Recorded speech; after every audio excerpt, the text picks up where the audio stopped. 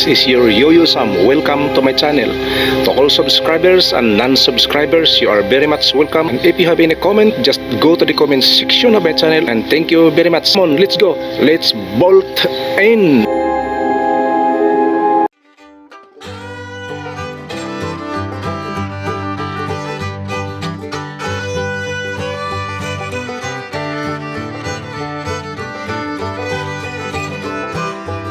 Good morning, this is your Yoyo Sam. Today is a Tuesday, 25 January 2022.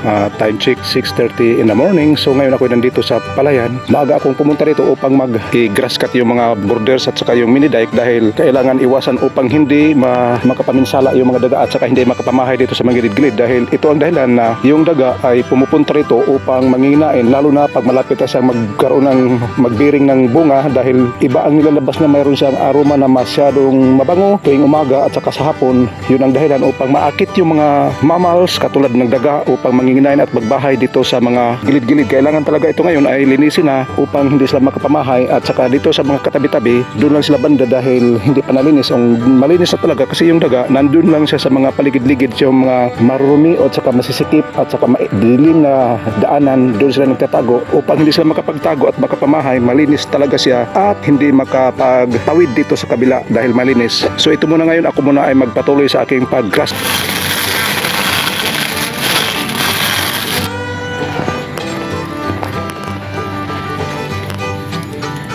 Hapon na at ako'y bumalik dito upang mag-grass cut na uli dahil kaninang umaga ako'y pumunta rito at nagkaroon na siya ng lubat o yung wala na kasing charge yung battery dahil ay mababa lang siya ay 12 volts lang. So dalawa kasi ang battery niya na dala-dala, yung dalawa nalubat lahat kaya umuwi ako at charge muna. Hindi muna ako bumalik agad-agad dahil masyadong malakas ang ulan. Ngayon na lang hapon ako bumalik dahil wala na ng ulan at hindi pa rin natapos dahil naglubat na uli siya kasi yung dalawang battery ay good for 1 hour lang. Ito ang dapat gawin sa isang borders o yung mini dike bago man siya magkaroon ng bunga yung first grains, rice grains sa yung palay ay kailangan mo na siyang linisin ang iyong mga borders at saka yung mini dike upang hindi lapitan ng mga daga kasi yung daga pag sila ay nakatikim na sila ay pabalik-balik na sa iyong palayan at upang manginain sa iyong bunga. Ika nga mayroong kasabihan kasi na once tasted always wanted at saka mayroon ng kasabihan na nagsabi na prevention is better than cure. Kaya ng mga dapat dating bantayan sa isang palayan na kailangan mo talaga na agapan, huwag pabayaan basta-basta dahil yung daga ay nag-aantay lang lalo na pag malapit na siya magbunga. Ito kasing palay na to ay good for 3 months. So bukas o next day ay 27 na, ngayon ay 25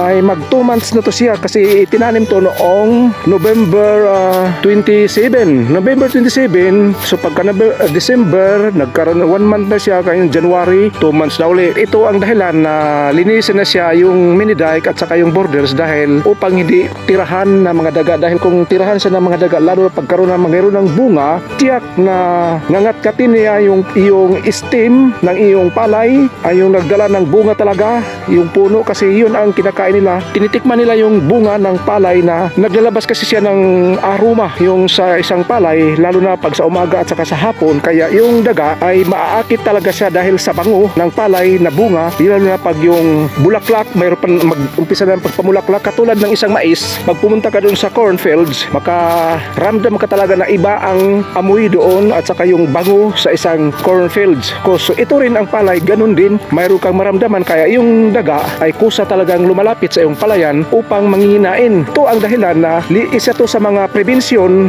upang hindi pamahayan ng daga ang iyong rice fields, rice paddies. Linisin mo yung borders, mini dikes upang wala silang matirahan. Kung mayroon man silang matirahan, konti na lang kasi yung daga ay naninirahan yan sa doon sa mga malililim na lugar, hindi katulad ng makikita sila kasi kung makita silang tumatawid na malinis ang paddies o yung mini dike o borders, makikita sila sa ibon na kumakain sa kanila kaya hindi sila masyadong gumagala-gala doon sa mga malilinis na lugar. Masyadong masikip o marumi ay yung malilim, doon sila nag-umpisa, nagtatago para sila ay makapamahay. Yung daga pa naman ay mas mabilis yan sa parami kumpara doon sa pusa. Yan lang ang aking maipayo. Prevention is better than cure. Paglinis sa borders, isa yan sa mga prevention to keep the rats away from your rice fields or rice paddies. Clean the surroundings area and also the rice paddies, rice borders, mini-dike, clean also. So this is your Yuyu Sam. See you on my next vlog, and don't forget to subscribe and like and share it to your friends or pal. See you and God bless us all, and bye-bye.